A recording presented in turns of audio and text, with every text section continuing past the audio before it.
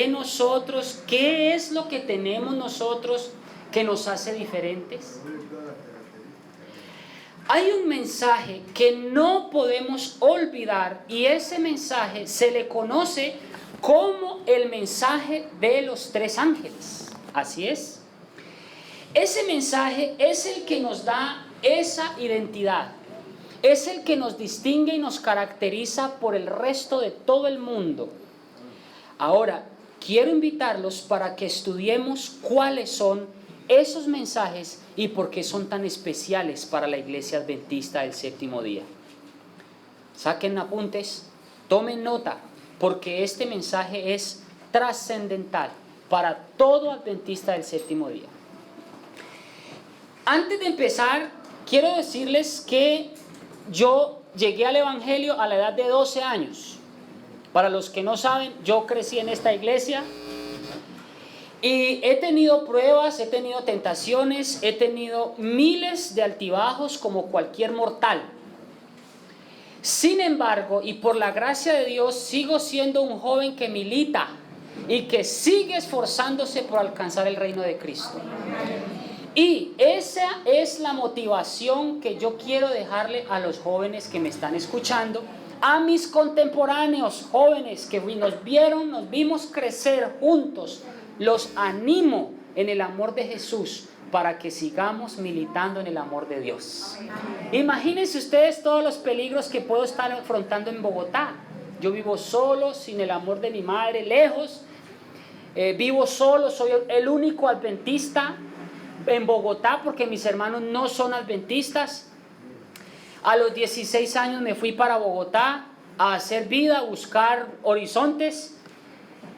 Y mi experiencia en Bogotá ha sido más o menos parecida a la de José o a la de Daniel, en una tierra extraña, en una tierra idólatra, en una tierra pecaminosa, en una tierra donde hay abundancia de pan, pero a sacrificio de la vida espiritual. Hermanos, y desde entonces ya llevo más o menos 10 años en Bogotá. Hagan cuentas cuántos años tengo. Desde entonces, Dios me ha sostenido en la iglesia de Bogotá.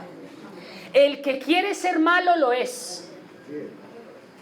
El que quiere ser bueno, así le pasen las tentaciones que sea, se vuelve malo. Y el que quiere ser bueno es bueno, pase lo que pase. Así que hermanos, si usted se siente escogido por Dios, vaya a la Seca o a la Meca, usted va a ser un escogido de Dios por la gloria de Él. Yo le doy gracias a Dios porque Él me ha sostenido y porque el diablo con la gloria de Dios la ha tenido dura conmigo, porque yo creo que todo lo puedo en Cristo que me fortalece. Amén. Muy bien, jóvenes, ese es el mensaje que quería darles. Quiero invitarles, hermanos, a que miremos Deuteronomio capítulo 19, versículo 14. Deuteronomio capítulo 19, versículo. Vamos a estudiar mucho la escritura, así que los animo para que por favor consulten los oráculos de Dios cuando tengan dudas. Cuando tengan inquietudes, no consulten a la brujería, no consulten a Pitón, no consulten las cartas astrales, no consulten los signos zodiacales. En la escritura están los consejos de Dios para el joven, para el adulto y para el anciano. Deuteronomio 19:14 dice: no muevas los pilares de tu prójimo. En algunas versiones dice: no remuevas el término. Eso significa que eso era un pecado, tratar de mover los linderos. Supongamos yo tenía un lotecito y era un pecado que usted como vecino le robara unos centímetros de tierra al vecino. Eso pasa mucho. Cuando uno tiene un lote y el vecino quiere cogerle ventaja y le roba un pedacito, un centímetro. La Biblia está diciendo aquí: no hagas eso, el cual señalaron los antiguos en tu heredad, la que poseyeres en la tierra de Jehová tu Dios te da, para que la poseas. Vamos a Proverbios 22-28 para que ustedes vean qué significan esos pilares. Proverbios 22-28. Proverbios 22, 28. No traspases el término antiguo que pusieron tus padres. La pregunta es, ¿por qué era tan delicado remover los pilares de la fe? ¿Por qué era tan peligroso tratar de remover? ¿Qué era lo que quería Dios decir al pueblo en señal de simbolismo de no reducir un pedazo de tierra que le correspondía al otro, que no moviéramos esos pilares? Deuteronomio 27, 17 nos da una categórica respuesta del que quisiere tratar de remover un solo pilar. Deuteronomio 27, 17.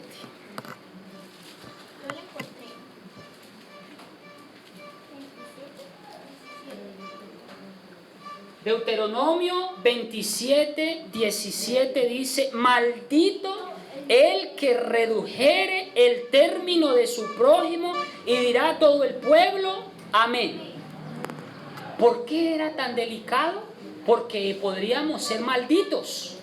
Maldito aquel que trate de mover un pilar. Ahora, ¿esto qué tiene que ver con los pilares de lo que vamos a hablar hoy?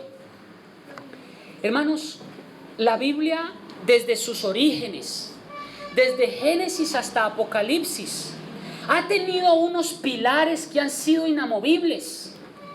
Esos pilares se le conocen como creencias, como doctrinas que han estado siempre en la Biblia.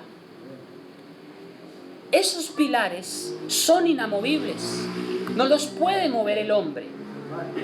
Existen en la Biblia aproximadamente 28 creencias bíblicas que han sido y han perdurado en el tiempo y que son inamovibles. Para información de todos, hermanos, existen 6 doctrinas que son inamovibles, que todos debemos saber cuáles son las doctrinas de la Biblia, cuáles son esos linderos que son inamovibles y que han sido inamovibles desde siempre. Esos linderos, si quisiéramos removerlos, seríamos malditos. Yo les pregunto, ¿será que es peligroso para una denominación, una religión, cambiar los pilares y las doctrinas que están en la Biblia? Podemos llegar a ser malditos. ¿Saben por qué?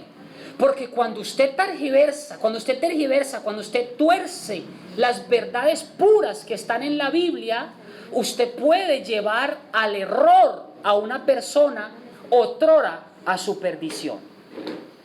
Por eso es peligroso. Hay 6 doctrinas bíblicas y 28 creencias. ¿Cuáles son esas 6 doctrinas que nos caracterizan o que caracterizan a esa religión primitiva? La primera doctrina es la doctrina ¿de qué? De Dios.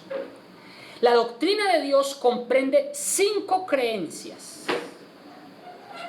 La doctrina del hombre. La doctrina del hombre comprende 2 creencias. Luego le sigue la doctrina de la salvación. Son 3 creencias. Le sigue la doctrina de la iglesia con 8 creencias. Luego está la doctrina de la vida cristiana, 5 creencias. Y la doctrina de los eventos finales son 5 creencias más. En total son 28. Si usted se pone a estudiar la Escritura, no existe una creencia más. Pueda que nosotros podamos encontrar con el tiempo aquella nueva luz, pero hasta el momento se han podido encontrar en la Biblia 28. Y esos 28 están fundamentados en 6 pilares fundamentales. Ahora, de estas 28 doctrinas, hay 7 pilares. De estas 28, Hay 7 pilares fundamentales. Escuchen lo que les digo. Hay 28 creencias, 6 doctrinas y 7 pilares. Columnas pueden ser estas, pero pilares son estos. ¿Ustedes han visto los pilares de las antiguas edificaciones griegas? ¿O de las antiguas edificaciones romanas? Son unos pilones gigantes, así grandes, grandísimos en su circunferencia. Hay 7 que el espíritu de profecía menciona muy claramente. ¿Alguno de ustedes me puede decir de estas 28 creencias cuáles son esos 7 pilares que distinguen a la Biblia y que la han distinguido desde siempre? A ver, los escucho. Los 3 primeros pilares son los 3 mensajes de Apocalipsis 14. El mensaje de los 3 ángeles, mensaje del primero, mensaje del segundo y mensaje del tercero. El 4.º pilar es el santuario. El 5.º pilar es la no inmortalidad del alma, es decir, la creencia de que los muertos no siguen viviendo cuando mueren. Eso es un pilar bíblico. El 6.º pilar es la ley, los 10 mandamientos. Y el 7.º pilar es el sábado. Esos son los 7 pilares. Entonces, en resumen diríamos que tenemos ¿cuántas doctrinas? Doctrina 6. ¿Cuántas creencias? 28. ¿Y cuántos pilares? 7. Ya los vamos a corroborar. ¿Cuál es la misión de la iglesia adventista? No de otra iglesia, pero de la iglesia adventista. Mírenla ahí. La misión de la iglesia adventista es restaurar, ¿qué cosa? Verdades. La misión de cualquier iglesia, hermanos, es restaurar verdades. Les pregunto, ¿cuáles verdades? Las verdades que han sido perdidas a través de todos los tiempos. ¿Cuáles verdades? Esas 6 doctrinas, esos 7 pilares, esas 28 creencias. Esa es la misión de cualquier iglesia. Pero no es la misión de cualquier iglesia. Porque si ustedes miran y evalúan otras denominaciones, no están proclamando y restaurando esas 28 creencias, ¿o sí? ¿Será que otras denominaciones están restaurando los 7 pilares de la Biblia? ¿Ustedes qué dicen? Tendríamos que evaluarla. Ahora, dice así: somos, ¿qué cosa? Ayúdenme a leer, ¿lo pueden ver todos? Somos los restauradores de la verdad que han sido perdidas y olvidadas en el pasado por la iglesia madre. ¿Cuál es nuestra misión? ¿Restaurar qué cosa? Verdades. ¿Qué han sido qué? Perdidas y olvidadas. ¿Cuáles verdades han sido perdidas y olvidadas en el pasado? ¿Será que no son las mismas que los 7 pilares? ¿Ven ustedes qué interesante el tema? Ahora, ¿cuál es nuestra intención como adventistas del séptimo día? Nuestra intención nunca ha sido y no es, ¿qué cosa? Convencer al hombre. El hombre se convence solito. El Espíritu Santo es el que convence, el que redarguye. Nuestra misión no es esa. ¿O a usted quién le dijo? Han habido muchas hermanas aquí, muchos hermanos, que han dejado muchos vicios y ha sido en un proceso. Eso lo ha hecho Dios en un proceso.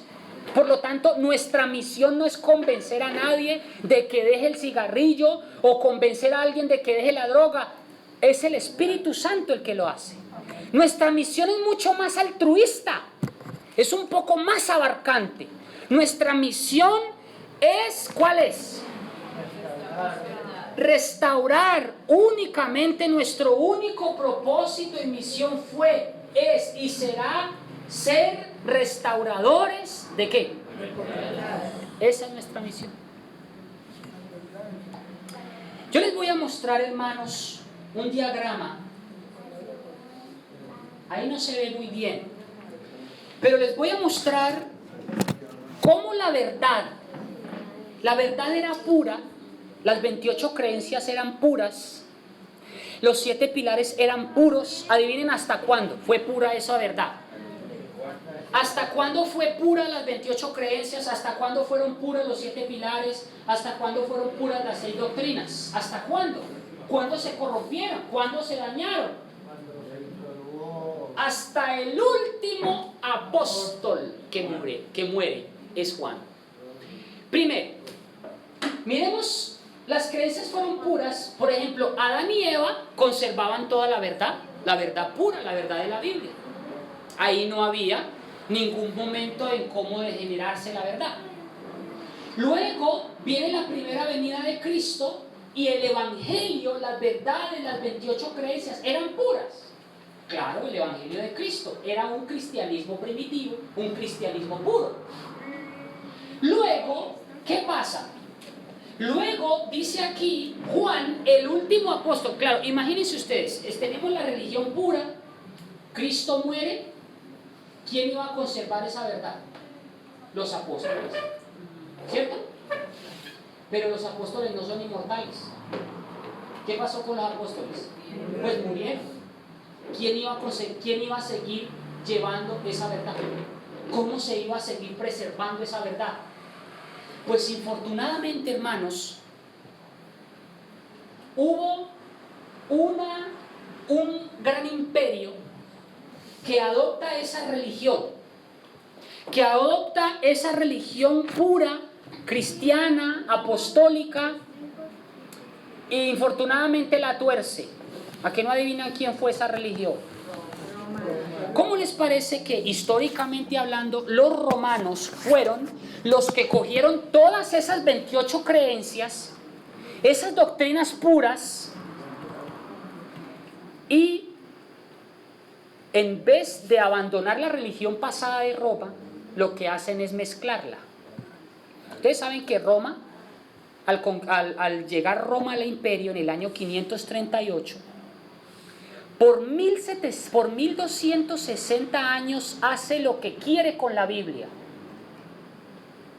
¿Cómo les parece que Roma no renunció a su fe antigua, la fe de los babilonios? Roma no renunció a la fe de los griegos. Imagínense la religión de los griegos cómo era. Creía en diosas, creía en dioses, creía en paganismos. La iglesia de Roma tampoco renunció a la religión de los medopersas. ¿Y qué es lo que hace esta religión? La mezcla. Mezcla todas esas 3 religiones, incluido el cristianismo.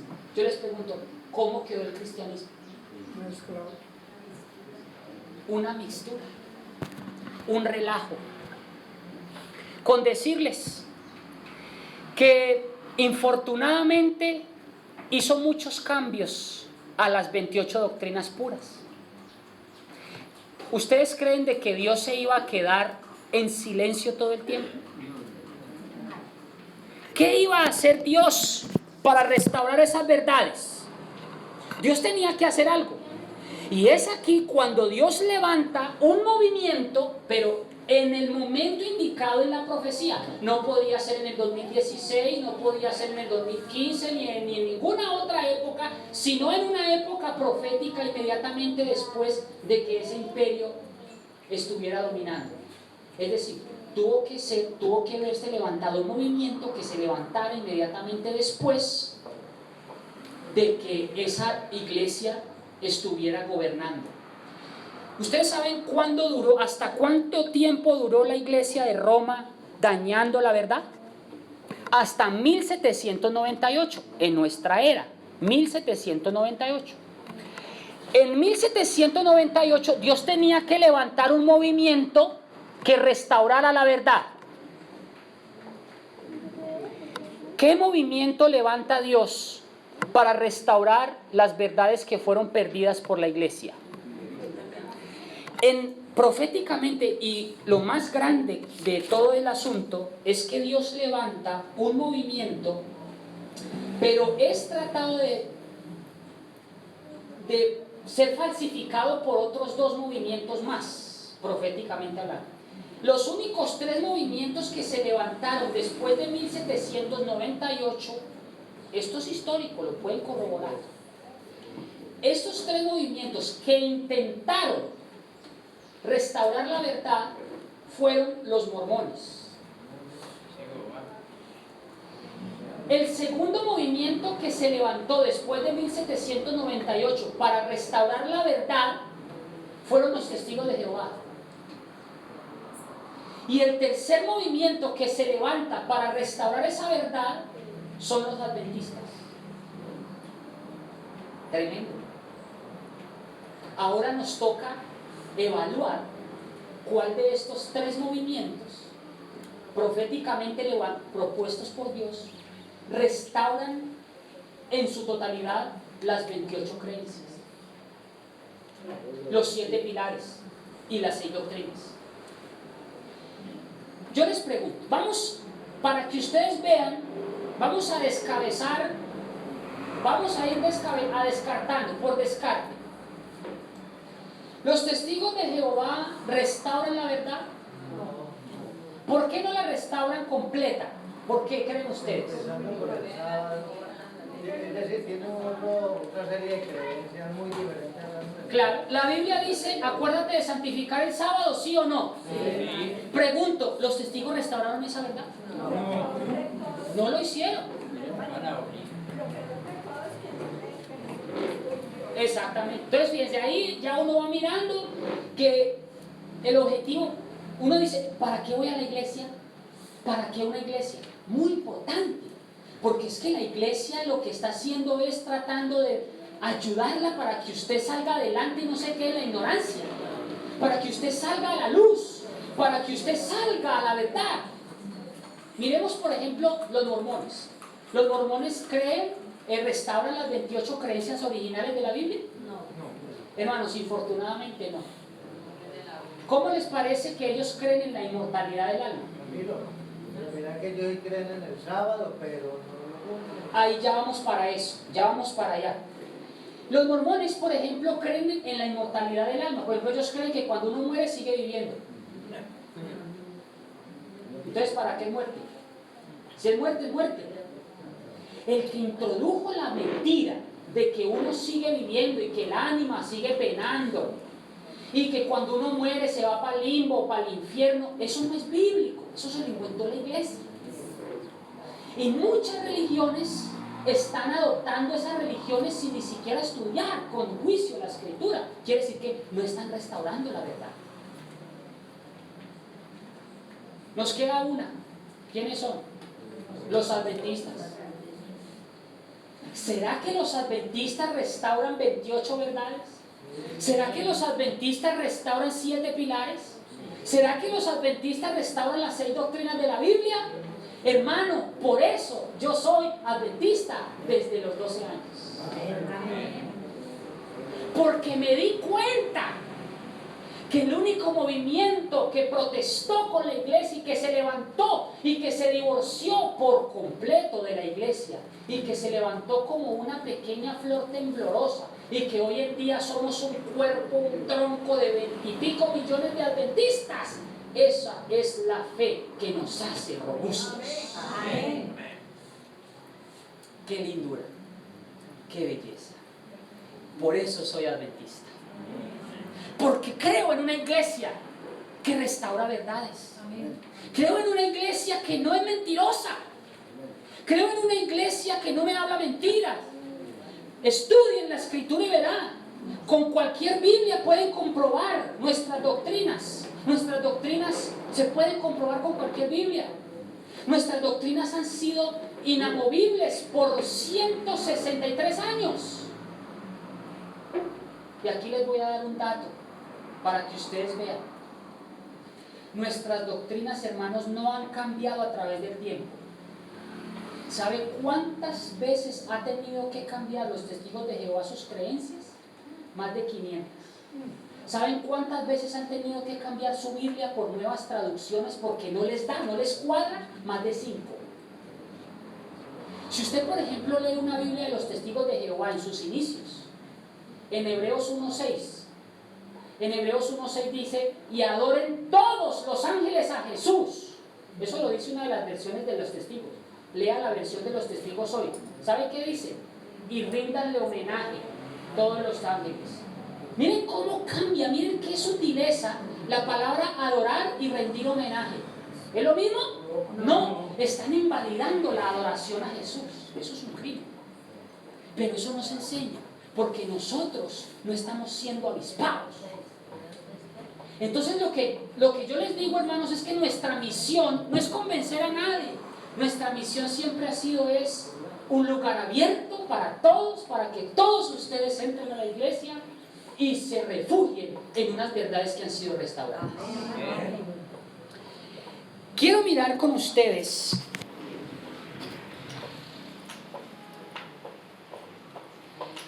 muchos, antes de que leamos esto, muchos me han dicho, bueno, y los mesiánicos, los judíos, guardan mejor el sábado que uno. Los mormones también guardan el sábado, los musulmanes también guardan un día de reposo. Los testigos de Jehová son mejores evangelistas que los adventistas.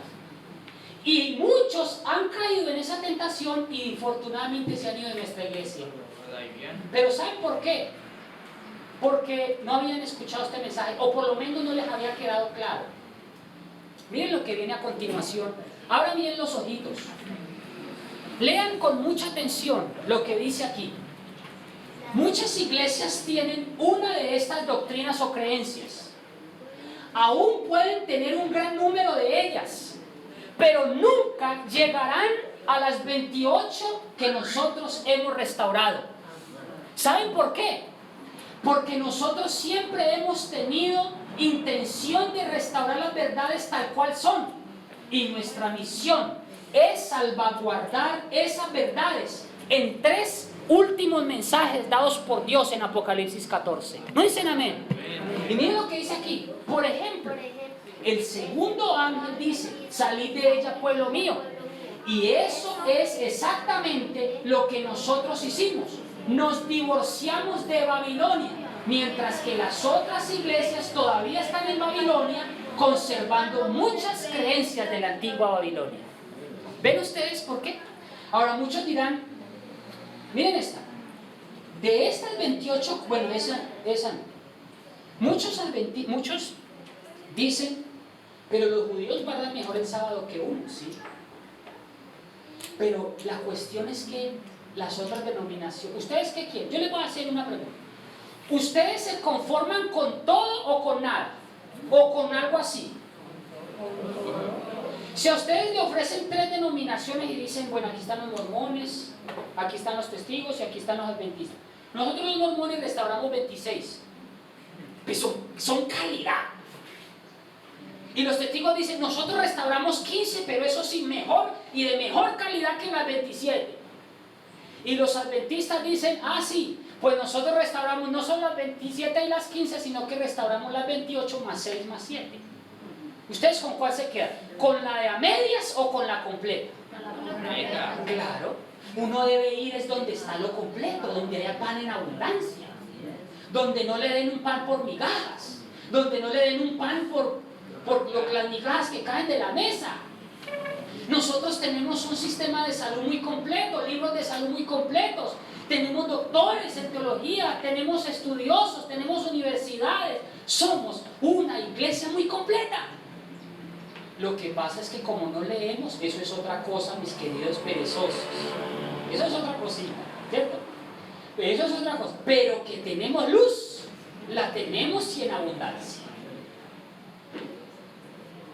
Cuando yo estaba estudiando hebreo, yo le pregunté al maestro, ¿quiénes saben inglés aquí? Yo le pregunté, where can I find the Talmud Bavli? I would like to study the Talmud Bavli. ¿Dónde puedo encontrar los comentarios bíblicos judíos? Le pregunté yo. ¿Y sabe qué me respondió este sabio hombre? Me dijo, muchacho, me tocó aquí la manita, me tocó aquí en el hombro, muchacho, primero sáciate con el pan que tienes servido en la mesa. Cogió la Biblia y me dijo así, me dijo, primero sáciate con el pan que tienes servida en tu mesa. Y solo entonces recoge las migajas que caen de ella. ¿Cómo les parece? ¿Ustedes creen que me quedó ganas de volverle a preguntar dónde conseguía los comentarios bíblicos? A mí no me quedó ganas. Y desde entonces no he hecho sino saciarme de la Escritura. Y corrobora una y otra vez que nuestra misión como adventistas no es enseñar mentiras. Hombre, es que dígame, ¿qué objetivo tiene? Ninguno. Pero infortunadamente, hermanos, hay que orar, y ya lo vamos a ver, si nos queda el tiempo, que hay que pedirle. Nuestra misión es invitar a otras a que salgan de Babilonia. Ese es nuestro mensaje. Invitar a esas hermanas, a esas iglesias, que por favor salgan y se den cuenta de que no están restaurando las verdades completamente.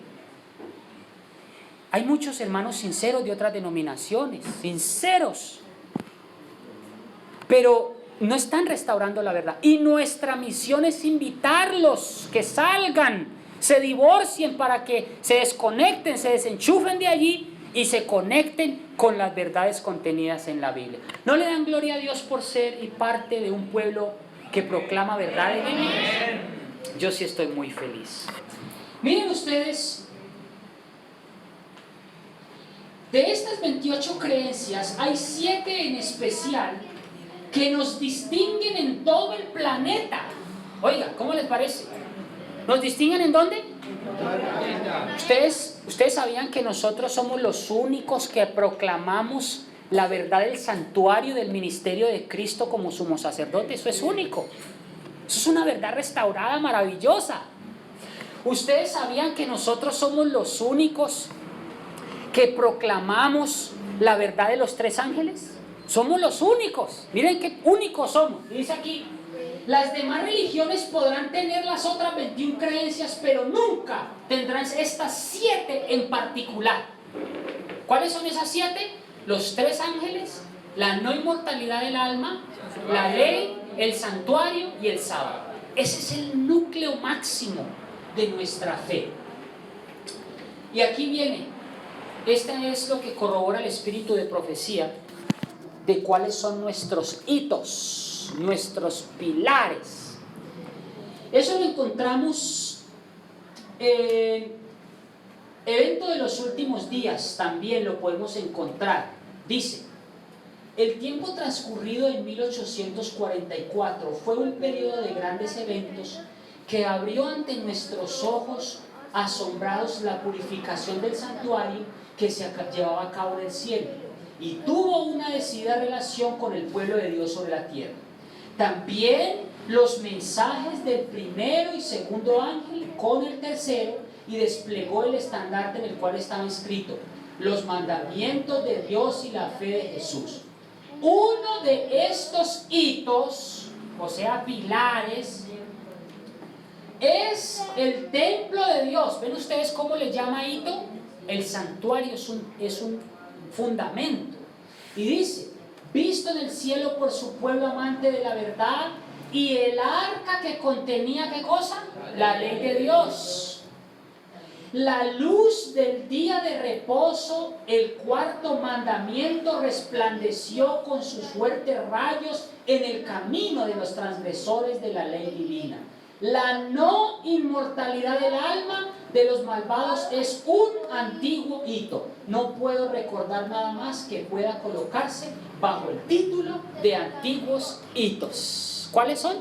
Ahí está. Los 3 ángeles, la ley, el sábado, ¿cuál más? La no inmortalidad del alma y el santuario. ¿Ven ustedes? Lo corrobora el espíritu de profecía. Ahí está un diagrama para que lo vean más panorámico. Arriba está el mensaje de los 3 ángeles. Y bajo el mensaje de los 3 ángeles se amparan los otros 4 pilares. El mensaje escriban esto por favor, no se les olvide. El mensaje del primer ángel proclama la verdad del santuario. El mensaje del segundo ángel proclama la verdad de la no inmortalidad del alma. Y el mensaje del tercer ángel proclama la verdad de la ley y del sábado. ¿Te lo memorizaron? La verdad, el mensaje del primer ángel contiene el pilar del santuario. El mensaje del segundo ángel contiene el pilar de la no inmortalidad del alma. Y el mensaje del tercer ángel contiene el pilar de la ley y del sábado. Yo les ruego que no me voy a demorar sino 10 minutos para corroborar esto y termina nuestro mensaje. ¿Me regalan 10 minuticos? Solo 10 minutos. Quiero que me acompañen al mensaje del primer ángel. Y vamos a Apocalipsis capítulo 14 para que ustedes vean rápidamente que el mensaje del primer ángel contiene la verdad del santuario. ¿Cuánto les está gustando el tema? El mensaje del primer ángel. Vamos a Éxodo capítulo 28. Bueno, primero vamos a Apocalipsis 14 para que ustedes vean de qué trata el mensaje del primer ángel. Y les voy a invitar para que escriban con su lapicero mensaje del primer ángel, lo subrayen ahí. Versículo 7. Apocalipsis 14, 7 es el mensaje del primer ángel. 14:7, ese es el mensaje del primer ángel. Dice así: temed a Dios y dadle gloria. Bueno, vamos a leer desde el 6, subrayen el 6 y el 7. Y vi otro ángel volar por el medio del cielo, que tenía el evangelio del reino para predicarlo a los moradores de la tierra. ¿Cuál es nuestra misión para el tiempo del fin? Predicar el evangelio a los moradores de toda la tierra. Y dice, y toda nación, tribu, lengua y pueblo. ¿No se les parece este versículo a la gran comisión? Por lo tanto, id y predicad el evangelio. Eso es lo que va a durar en el último tiempo. Fíjense que Dios levanta un pueblo en el último tiempo que predique un último mensaje. ¿Cuál es el mensaje que debe ser predicado a toda nación, tribu, lengua y pueblo? ¿Cuál? Ahí dice, versículo 7. Temed a Dios y dadle gloria, porque la hora de su juicio ha llegado. ¿Qué es lo que tenemos que predicar en el último tiempo? La hora del juicio. ¿Y qué predica la hora del juicio, hermano? El santuario.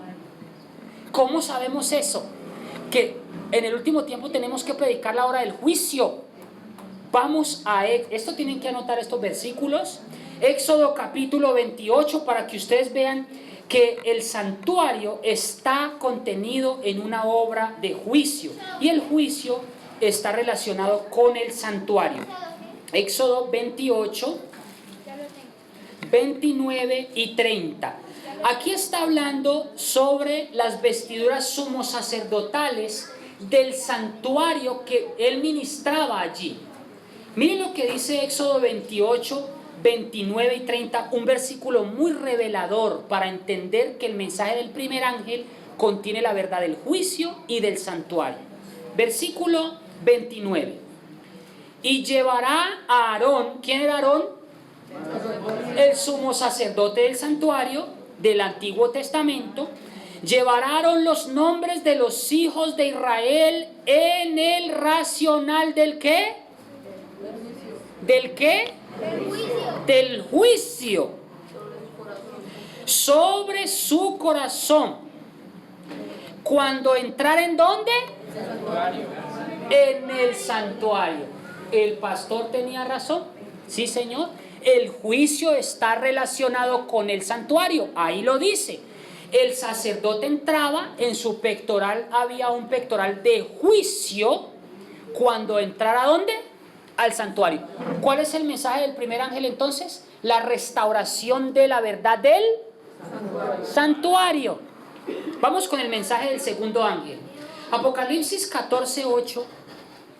Vamos, volvamos a Apocalipsis. ¿Quedó claro el mensaje del primer ángel? Apocalipsis 14:8.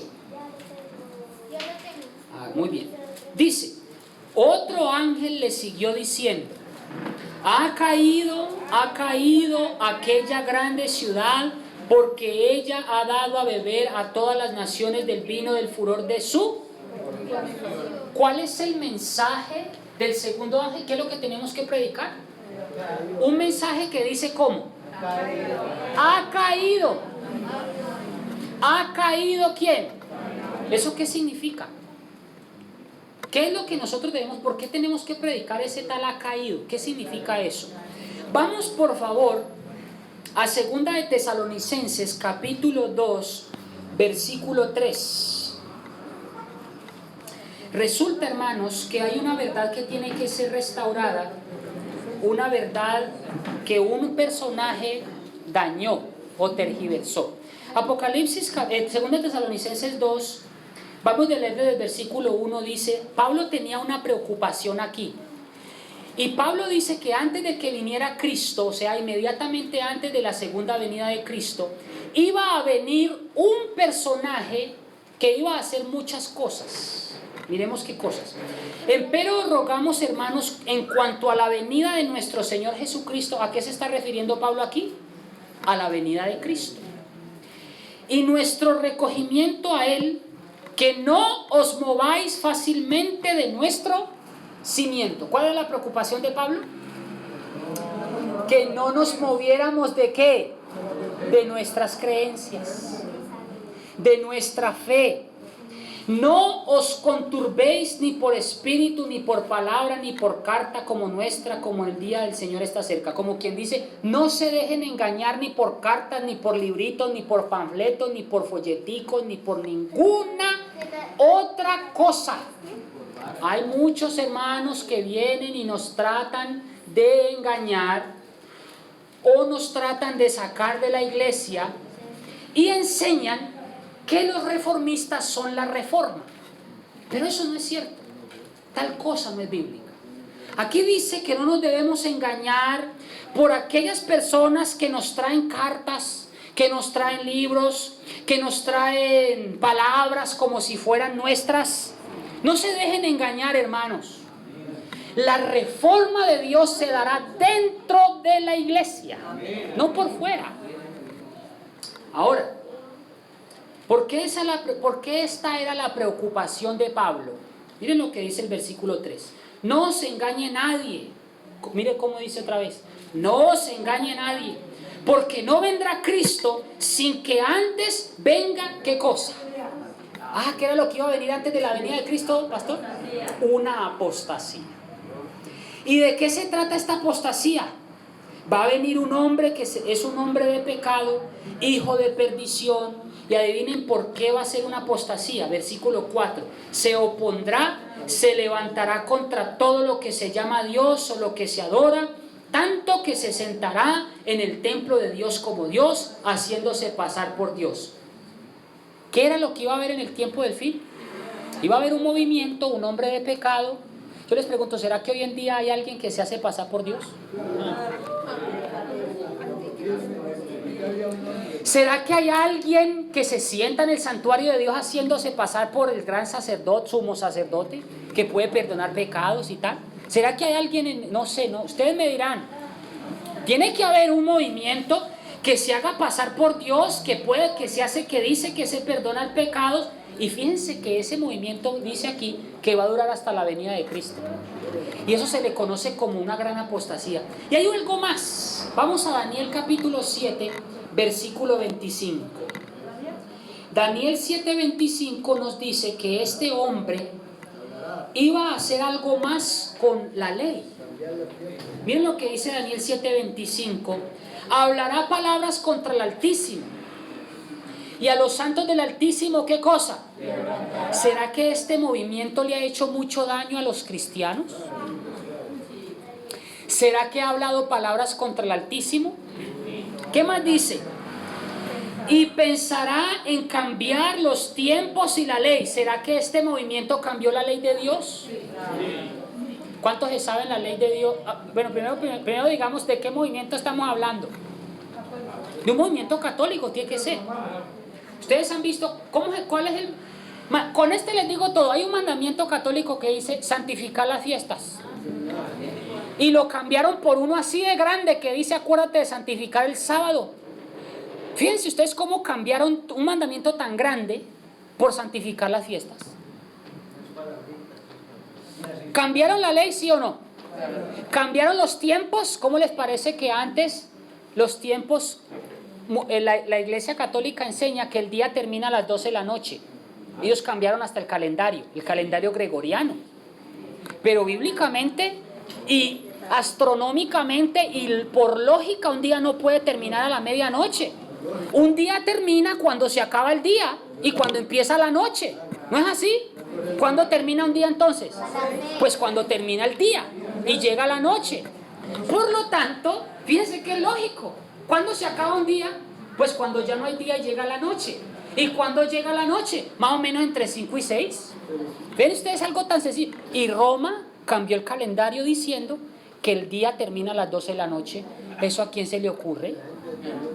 Pero sin embargo lo hizo. Ahora, hay algo más. Y aquí es donde termino, y es el llamado del mensaje del segundo ángel. ¿Ustedes creen que deberíamos quedarnos entonces en Babilonia? No. ¿Qué hubiera pasado si... Ahora, usted dirá, bueno, ¿y usted por qué está diciendo que Babilonia es Roma? ¿Por qué? Sencillo. Vamos a Apocalipsis 18 para que ustedes vean quién es Babilonia. Apocalipsis 18, ¿cómo les ha parecido hasta aquí? Tan bueno el tema. Apocalipsis 18 dice, versículo 2, y clamó a gran voz diciendo, caída es Babilonia, y es hecha habitación de demonios, guarida de todo espíritu inmundo, albergue de toda ave sucia y aborrecible. Porque todas las naciones han bebido del furor de su fornicación, y los reyes de la tierra han fornicado con ella, y los mercaderes de la tierra se han enriquecido de la potencia de su deleite. Y oí una voz del cielo que decía, salid de ella, pueblo mío, porque no seáis participantes de sus pecados y no se recibáis sus plagas. ¿Cuál es la invitación de la Biblia con respecto a Babilonia? Salgan, porque resulta que Babilonia, dice aquí que se prostituyó, es una gran ramera, que se prostituyó con todas las naciones de la tierra. ¿Qué significa simbólicamente que fornicó, se prostituyó? Pues nada menos y nada más que apostató. ¿Y apostató de qué? De las verdades. Se mezcló con todas las religiones del mundo y con todas las religiones, a todas las acepta y todos son bienvenidos. ¿Usted cree que eso es de Dios? No, hay que renunciar a esas verdades, pero eso no hizo la iglesia. La iglesia se mezcló. Vamos a un capítulo antes, que es Apocalipsis 17, y miren ustedes un punto adicional más. Babilonia es considerada como una mujer, ¿sí o no? Vamos a ver si es verdad. Apocalipsis 17:4. Y la mujer estaba vestida de púrpura y de escarlata y dorada con oro, adornada de piedras preciosas, perlas, teniendo un cáliz de oro en su mano, lleno de abominaciones y de suciedad y de fornicación. ¿Usted sabe qué significa la palabra fornicación en la Biblia? La palabra fornicación en la Biblia significa porneia en griego. ¿Y saben qué significa porneia? La palabra porneia viene de porno, o sea, prostitución. Cuando una persona fornica, se está prostituyendo. Le voy a poner un ejemplo. ¿Por qué la Biblia denuncia la prostitución o a la fornicación como un pecado? Resulta que si usted a la edad de, por ejemplo, yo conocí una persona que a la edad de 19 años había tenido más o menos 8 novios. Y a la edad, y con todos esos 8 novios se acostó. en periodos distintos porque eran sus novios. Y con cada uno duró 6 meses, 1 año, etc. Si la Biblia dice prostitución, ¿cómo comparamos eso con la palabra prostitución? ¿Qué pasaría si usted reúne esos 7 hombres en un solo día y se acuesta con ellos? ¿Cómo se llama eso? ¿No es prostitución? Lo que pasa es que ella no lo ve así porque fueron en periodos diferentes. Pero si usted los reúne a todos en un solo día, ¿qué está haciendo con su cuerpo? Se está prostituyendo. Por eso es que la palabra fornicación está relacionada con prostitución. Y aquí dice que la Babilonia se prostituyó. ¿Por qué se prostituyó? Porque se mezcló con todas las naciones. Hay algo más en el versículo 5 y dice, en su frente un hombre, ¿y cómo se llamaba esta mujer fornicaria? Babilonia la grande, madre de las fornicaciones y de las abominaciones de la tierra. Pregunto, ¿madre de quién? De otras. Pregunto, ¿Babilonia tiene hijas? Claro. Y les pregunto, ¿será que si tiene hijas serán prostituticas también? Claro. Sí, tiene que ser. Porque si la mamá es prostituta y aquí dice madre de toda la ramera, quiere decir que sus hijas también son prostitutas. Les pregunto, ¿qué significa una mujer en la Biblia? Vamos a Efesios capítulo 5, versículo 22 y 23. ¿Cómo les ha parecido? ¿Ya se cansó?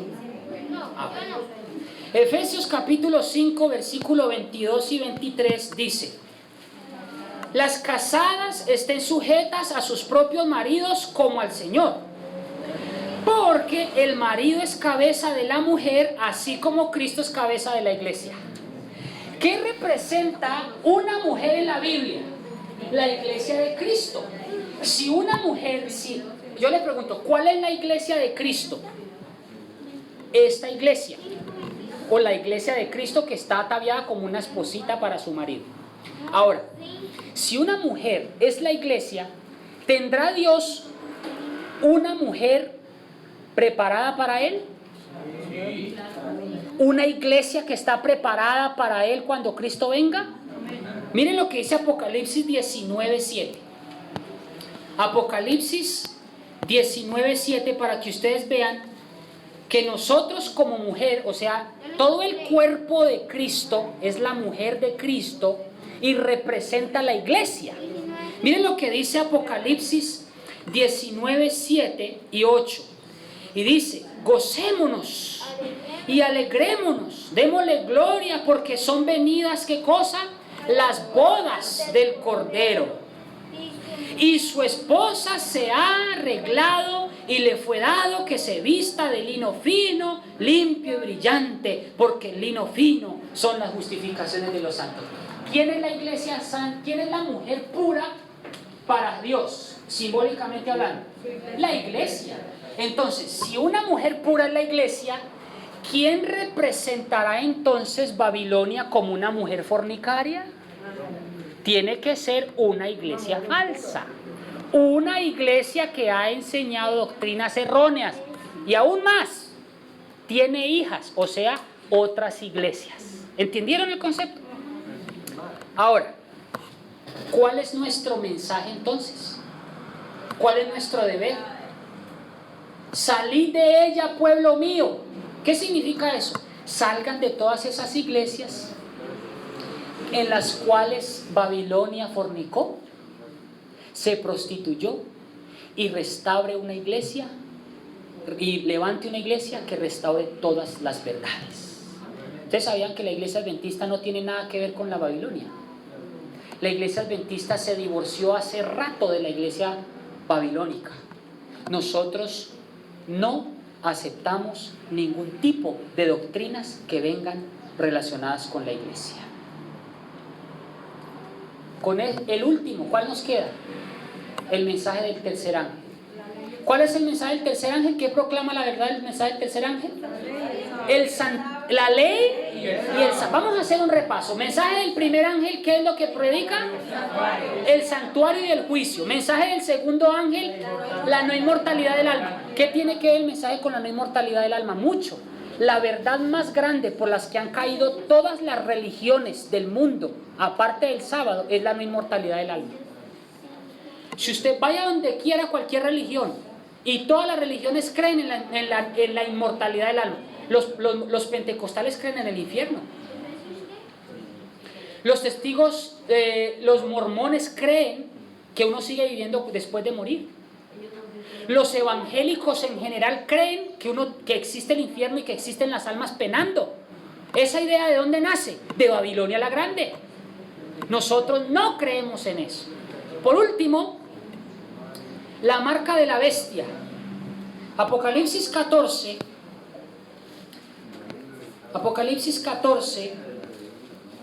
versículo 9.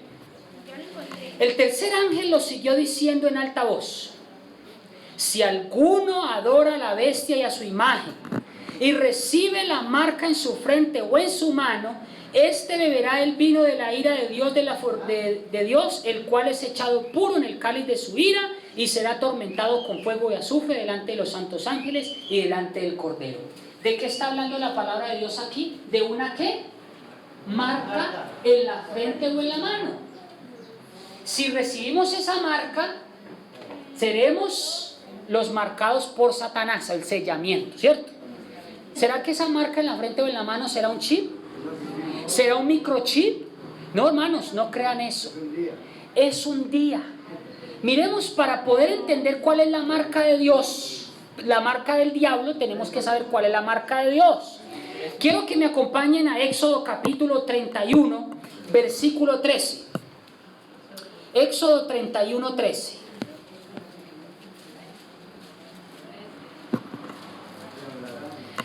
¿Lo tenemos todos? Amén.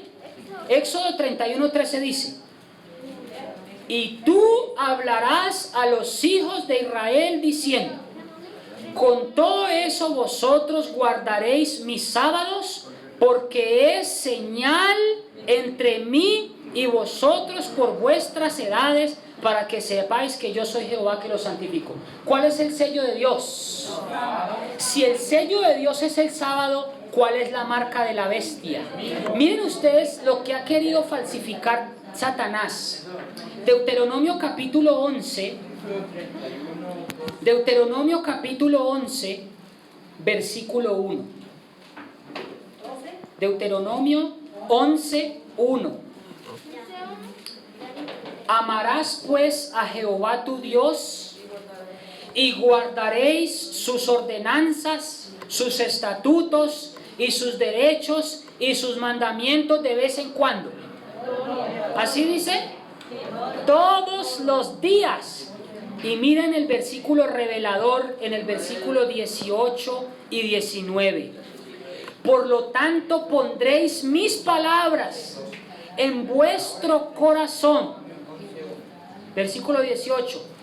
Y en vuestra alma, y las ataréis por señal, ¿en dónde? En tu mano y en tu frente. Tremendo. En la misma parte donde van a recibir la marca de la bestia. Entonces, si el sello de Dios es el sábado y debe ser puesta en la frente y en la mano, ¿cuál es la marca de la bestia? El mismo, pero lo contrario, el domingo. Yo les pregunto, ¿qué religiones son las que guardan el domingo? Todas, menos esta. ¿No les parece a ustedes maravilloso? Queridos hermanos, ojalá no recibamos la marca de la bestia. La marca de la bestia será una prueba. Si usted, al ser tentado, por ejemplo, voy a poner un ejemplo cuando usted va a recibir la marca de la bestia. Cuando usted sea aprobado en su trabajo y sea aprobado de trabajar en domingo y descansar el sábado. Por ejemplo, usted le dice, si quiere seguir trabajando aquí, papi, tiene que trabajar el sábado. Y usted bien necesitado. Usted con 3 niños por atender, su esposo sin trabajo, y que le diga a su jefe esa será la prueba de la marca de la bestia. La marca de la bestia es una prueba, donde usted será aprobado. Si usted sale vencedor, recibirá el sello de Dios, que es el sábado. Ahora, le voy a poner otro ejemplo. en el estudio. Cuando a usted le digan, si te quieres graduar, tienes que venir a hacer la materia que te falta y es en sábado. Eso es otra prueba. Muchos cristianos serán probados por este día y serán zarandeados, y muchos saldrán y dirán, esos fanáticos, yo voy a trabajar, eso no tiene nada de malo un sábado, yo voy a ir a estoy haciendo el bien, finalmente. ¿Cómo les parece? Esa será la prueba de fuego, una prueba tan frágil, pero que se decidirá el caso de los que son fieles. Mis queridos hermanos, démosle gracias a Dios porque estamos en un movimiento que restaura verdades. ¿Cuántos le quieren dar gracias a Dios por ser parte de un movimiento como este? Yo quiero invitarlos para que, si se sintió tocado en su corazón, nos pongamos de rodillas y le pidamos a Dios que nos ilumine, que nos haga fuertes, valientes. Miren, yo no he tenido que trabajar un sábado y gracias a Dios no me ha faltado trabajo. Eso es falta de fe a veces, ¿verdad, señora? De empleo. Yo le doy gracias a Dios porque yo no he tenido que trabajar un sábado y los insto a ustedes para que sigan siendo fieles a Dios. Vamos a colocarnos, hermanos, de rodillas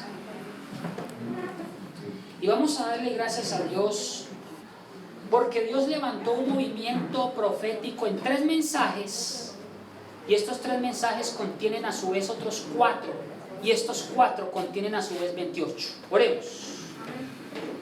Querido Padre, te doy muchas gracias porque tu palabra es segura. Porque la reforma no se dará fuera de la iglesia. Porque la reforma no son los reformistas. Porque la reforma no son los que tienen nueva luz. Porque la reforma no son los fanáticos. Porque la reforma no son los grupos separatistas. La reforma será personal y se dará dentro de la iglesia. Muchas gracias porque levantaste un movimiento restaurador de verdades. Muchas gracias porque si nos has señalado hasta aquí es porque tú nos has sostenido con tu verdad. Porque tú has levantado un movimiento en el momento indicado en la profecía para que se levante y proclame no verdades a medias, sino verdades completas que fueron perdidas por un sistema falso. Gracias porque hace muchos años nos divorciamos de Babilonia. Muchas gracias porque nos consideramos un pueblo intachable y peculiar. Gracias porque tú nos has escogido como los oráculos sagrados para llevar la verdad presente. Muchas gracias porque nos has colocado a nosotros la responsabilidad. Jóvenes, ancianos, niños, personas que no creemos que son escogidas, pero todos los que están en esta iglesia sin faltar ninguno han sido llamados por ti para proclamar estas verdades. Toca a los jóvenes que me escuchan en esta hora. Te suplico por mis compatriotas, mis paisanos, mis compañeros, mis amigos, por los contemporáneos de mi misma edad. Te suplico, Padre, que los ayudes.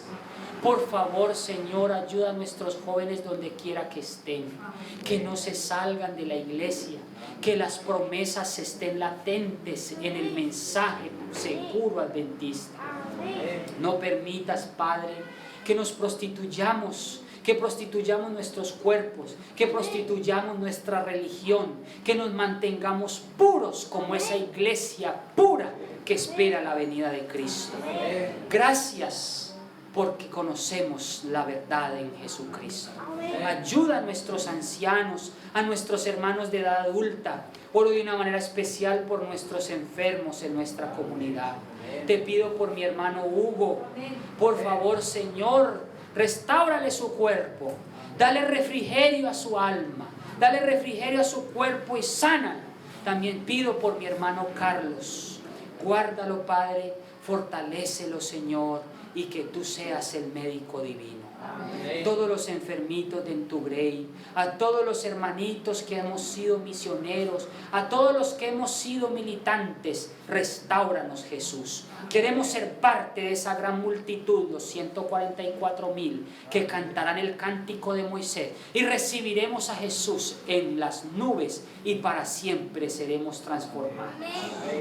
Gracias por la vida eterna en Jesucristo nuestro Señor. Lo pedimos y lo agradecemos. Amén. Amén. Amén. Hermanos, fue sustancioso. ¿Cuántos dicen amén? Amén. Yo le voy a pedir a mi hermana Sara, ¿sí? A mi hermana Sofía, perdón, que nos cante el especial una vez más. Y a nomás ella cante, nos podemos ir para nuestras casas. Que mi Dios los bendiga, muchísimas gracias y un feliz sábado. Sara.